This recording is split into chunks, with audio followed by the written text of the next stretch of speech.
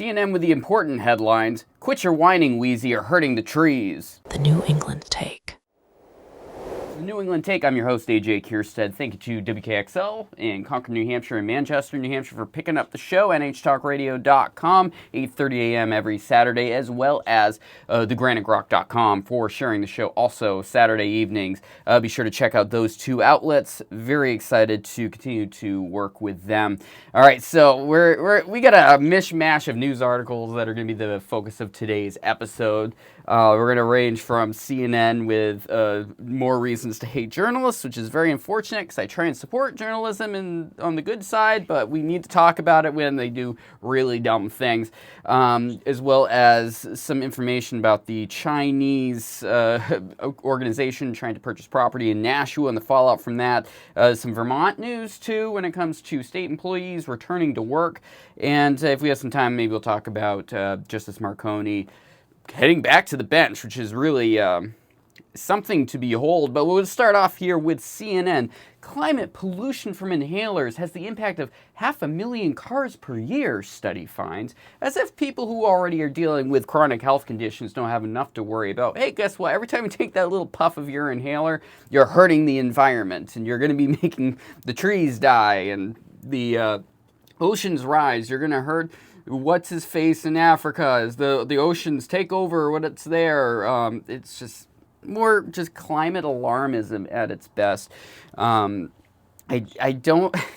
It's a death cult. Let's be honest. I'm just going to straight to the point, and I'm going to say the crazy thing because this is the way that so many people on the left treat environmental concerns. That, hey, if you don't do this dumb little thing that might sort of make an impact, maybe if you're lucky, and if other people don't continue to also do the same exact thing, we're all going to die. It's going to be the end of the world. It's literally a death cult. It's more important. It's been a joke forever, especially among many on the left, that people are terrible. They don't deserve to exist on this planet, and we should just let Mother Nature take back control over the planet. That's what the whole Greenpeace nonsense is about and such, something I am strongly opposed to. I think people are pretty great. I like being a person on this planet with my fellow persons. Not everyone's awesome, but that's kind of life. And I think we shouldn't make people with asthma and other breathing conditions feel guilty for using the thing that probably makes it so they can live, so they can move around, have better health, things of that nature, but that's just me. I'm just crazy. The people who are most vulnerable to the hard-to-breathe air that comes with climate change may inadvertently be adding to the problem, new research finds. So not only is your use of an inhaler problematic, but it doesn't matter. I'm going to repeat this line again. The people who are most vulnerable to the hard-to-breathe air that comes with climate change are causing climate change, is literally what this opening line says, and I don't even know how to make it a more Babylon Bee-oriented headline or first sentence. About 34 million Americans have chronic lung disease, including 28 million who have asthma, according to the Asthma and Allergy Foundation of America. The number is expected to grow higher as temperatures bring more weather phenomena that trigger breathing issues like droughts, floods, and wildfires. To treat conditions like asthma and chronic obstructive pulmonary disease, millions of Americans use what doctors often call metered dose inhalers, small boot-shaped devices. Just call it an inhaler. We don't. Everyone knows what an inhaler is. CNN. You don't need to talk to us like we're idiots. A little assumption here. It's good. Let's go to the next paragraph. Studies published Monday in the journal JAMA. For the record, JAMA is a very respectable outlet. I shouldn't say outlet, a scientific journal. There's a lot of very great research that's on there. A lot of garbage, just like with any scientific outlet. We'll talk a little bit more about the writers of this specifically. Found that medication inhalers are, quote, unquote, substantial contributors to planet warming pollution. It's not the medicine itself that's the problem, rather it's HFAs. When released in the air, HFAs trap heat in the atmosphere and have a global warming potential for thousands of times more powerful than carbon dioxide, meaning even a small HFA can cause problems, studies show. And when you're alone, here's your guilt trip right here. In 1 year alone, one of the new studies says planet warming pollution from inhalers were the equivalent to driving more than 500,000 cars, or the same as electricity requirements for 470,000 homes. I guess you can, it's a comparison. I don't think it's a valid comparison. I think it's an inappropriate comparison. I think it's obnoxious to to phrase it in such dramatic ways. If you're aiming to, like, I think this is just clickbait journalism 101 here from CNN Health on this one. As always, episode description, if you're checking this out on YouTube, Substack, it's in podcast version. I'll link the article so you can have your own hissy fit like I'm having here on camera and microphone. It's totally bananas that this is the way they're phrasing this. If you, here's another approach. Say I was an editor of a alleged journalism outlet like CNN Health. Maybe I would phrase it in a way of approaching pharmaceutical companies to, hey, maybe address this concern. Hey, you're releasing HFAs in the air. Is there anything that can be done about it? Is this something that is inherently needed in order for the medication to function appropriately? Maybe that's a more productive way of approaching this as opposed to literally saying, hey, your inhaler is destroying the environment. Further down, it says HFAs aren't as harmful as the ozone layer, as chlorofluorocarbon formulation inhalers that were once phased out in 2009 to 2013, but HFA inhalers aren't the most earth-friendly option either. Here, I'm going to go back to my original argument here that the extreme environmentalist death cult is totally just jumping the shark when it comes to so many issues of this nature. We're literally making steps to advance the technology to make this better. And no matter what, guess what? People will have an impact on the planet. You can't exist anywhere in any capacity on this planet or others without having an impact on the planet. You're going to have to throw away garbage. You can recycle all you want, but guess what? Carbon dioxide. It's going to happen and it's going to have an impact. Something that is magically glossed over also when you're talking about hydrofluorocarbons and the ozone layer. Guess what? The ozone layer, the ozone hole that was over Australia that was promoted nonstop. In the 90s when I grew up, that was a big story nonstop. It's basically healed. No one told you that, I bet. You have to go and look at it specifically. But the ozone layer hole has been healed by getting rid of hydrofluorocarbons. We are making tremendous steps to fix environmental issues that humans cause. Are we going to be perfect? No. Should we be pointing at asthmatic individuals in this world and saying, you're making more holes in the atmosphere? No. Plant some more trees, I guess. This is not the way to do it. It's really unfortunate that some idiot online has to point this out to a tremendously important outlet when it comes to mainstream legacy media. Something I wish that would go away forever, all cable news outlets. But here we are.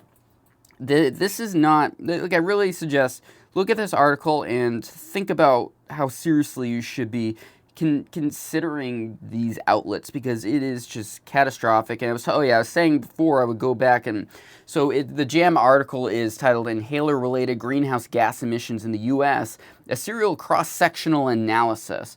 Now, benefit of the doubt to the authors of the JAMA article, they may have no idea that this is going to be the focus when it's taken to mainstream media. So the JAMA does a good job of giving you some key points at the beginning of it. Question, what are the magnitude, sources, and social costs of inhaler-related greenhouse gas emissions in the U.S.? Findings, inhalers approved for asthma and chronic obstructive pulmonary disease generate an estimated 24.9 million metric tons of carbon dioxide equivalent emissions in the U.S. from 2014 to 2024, 98% of which were from metered dose inhalers. Everyone's inhaler. For the most part, that's what everyone uses for an inhaler. The estimated social costs, I really despise that being in a scientific journal, but the estimated social cost of emissions were $5.7 billion. meaning efforts to shift prescribing toward lower emissions inhalers may help reduce climate impact of managing chronic respiratory disease. If this is going to have a similar impact to moving to LED bulbs for the first 20 years of their existence, please be talk very carefully with your doctor to make sure they're not putting you on something that's going to screw you over. You need to be able to breathe. It's totally ridiculous.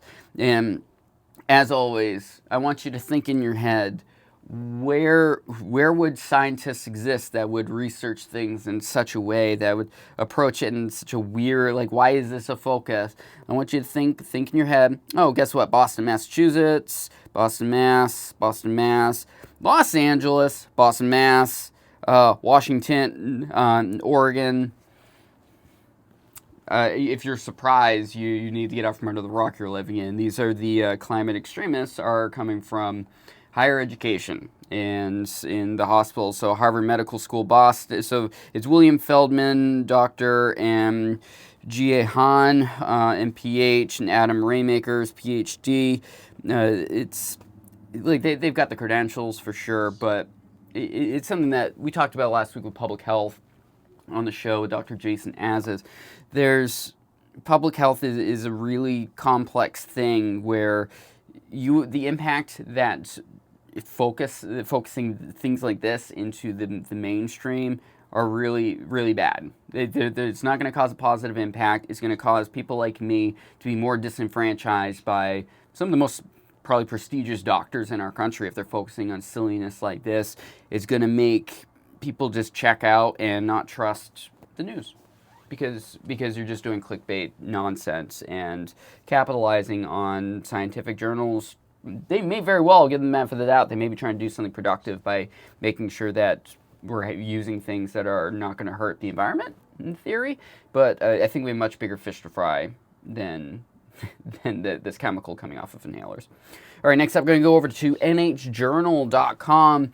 AG report, Nashua's Nongfu Spring deal broke no laws, but raised red flags. So this was a big deal. Governor Kelly Ayotte has vowed to go deeper into this issue where the Chinese government, as well as the Russians and in Saudi Arabia, various foreign companies, buying up property across the country. It's a tremendous issue. You go to various jurisdictions in New York City, Boston, like London especially, has a tremendous amount of this issue where they are scooping up property, using it for their own means, which, generally speaking, if it's an American doing it, whatever, it's their right to do it. But if they're going to be capitalizing, like in this situation, water resources and things like that in Nashua, that community in the state overall should be aware of what's being utilized, and has been super shady the whole way along when it came to this deal. And unfortunately, the New Hampshire Department of Business and Economic Affairs, BEA,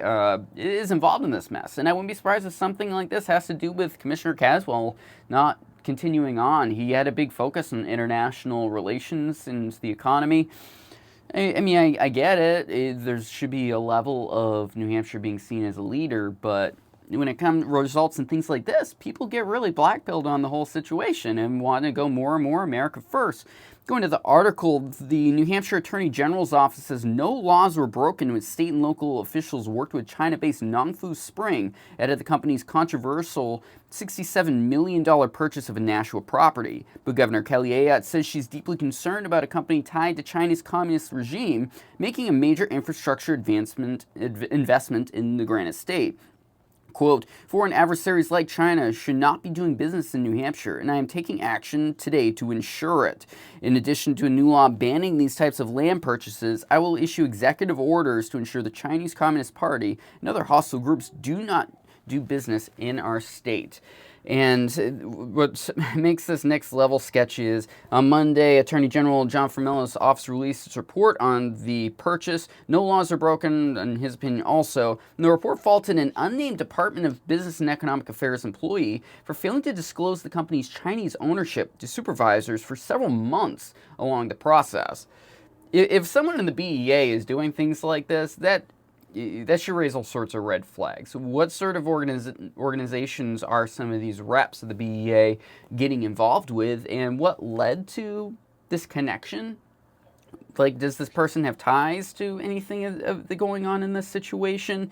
It's really concerning. I mean, that was the big deal that Eric Swalwell was called out for, because he was getting on with a Chinese national without realizing it.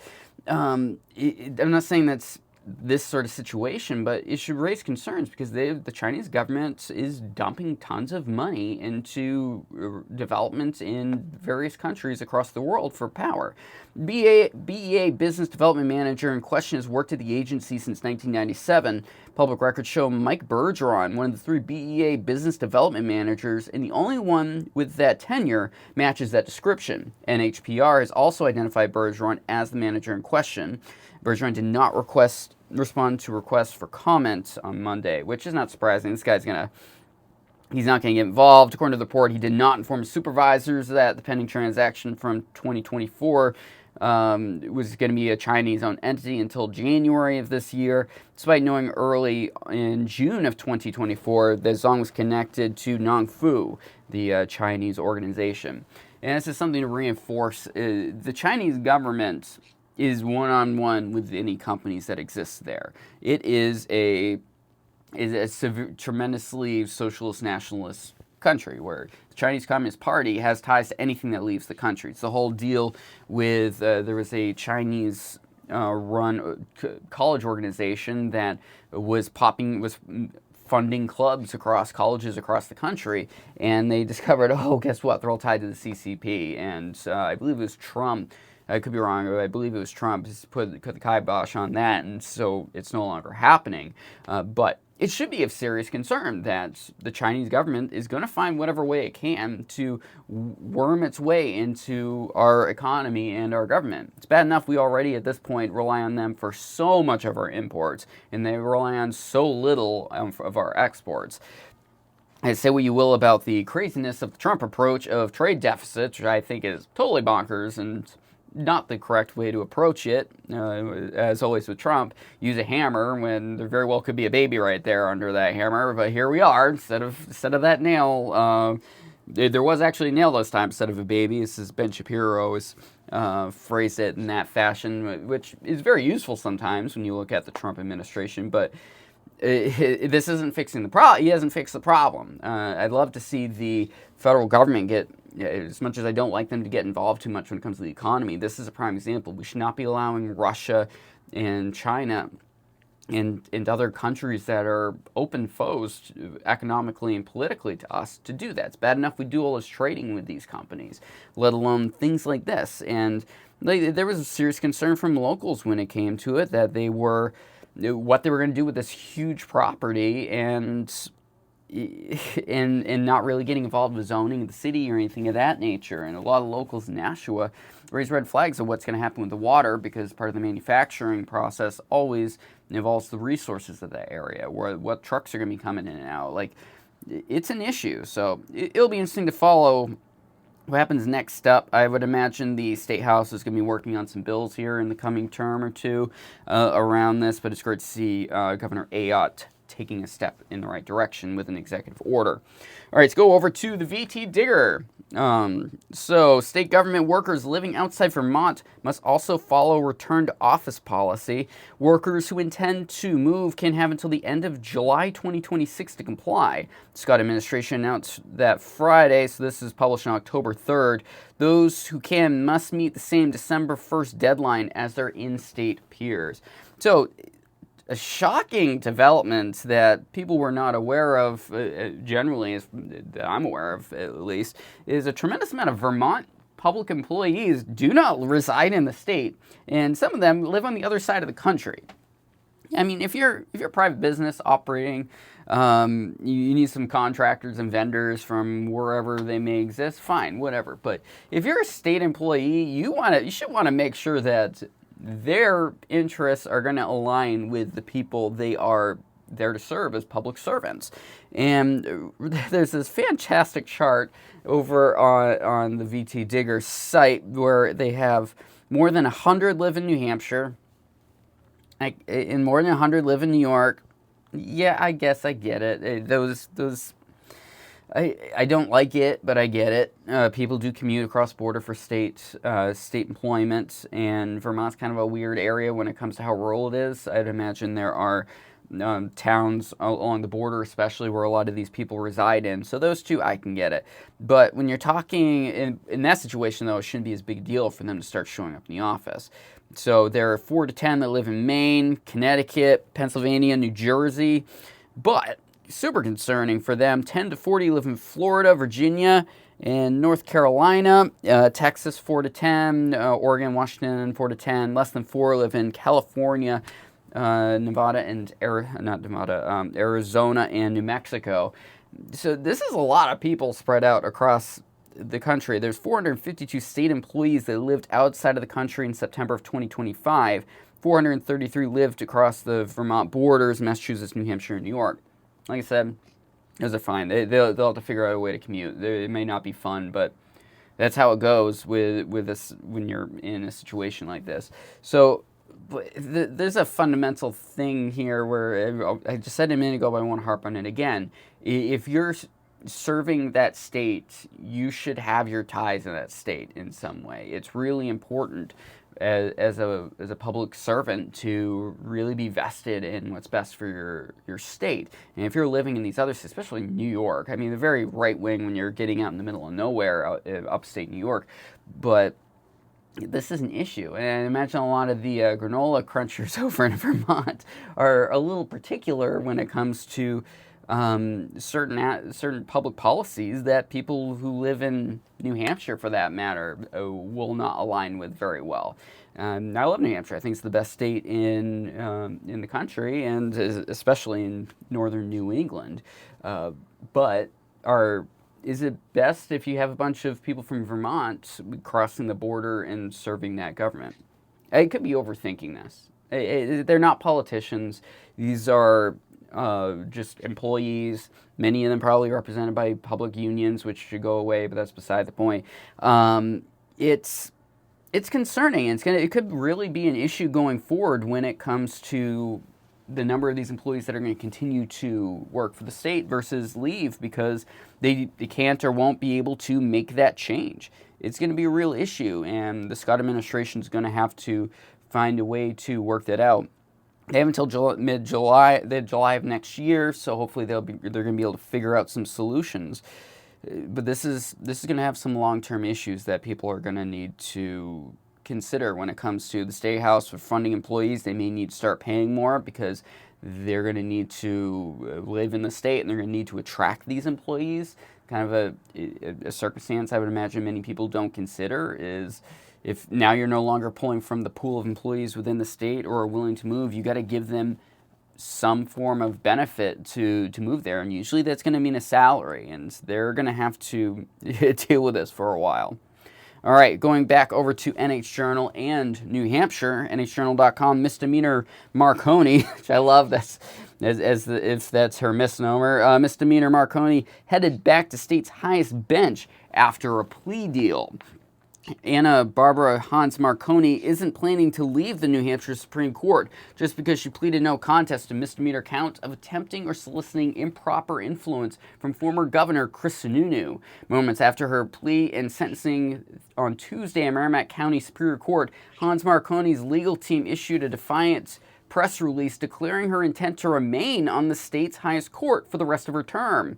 Quote, Justice Hans Marconi is very comfortable that she made the best decision for herself, her family, and the state of New Hampshire. She looks forward to getting back to work, the statement read. Yeah, so this is something that's really going to cause an issue with trust in states, in the judicial branch, for sure. Good luck to Chief Justice McDonald over there. He's going to have some fallout from this for a while, if I'd imagine. Marconi is on the Supreme Court of the state, the highest court in the state, and she, at age 70, they are forced to retire. That's the nature of how the rules are set up when it comes to the court system.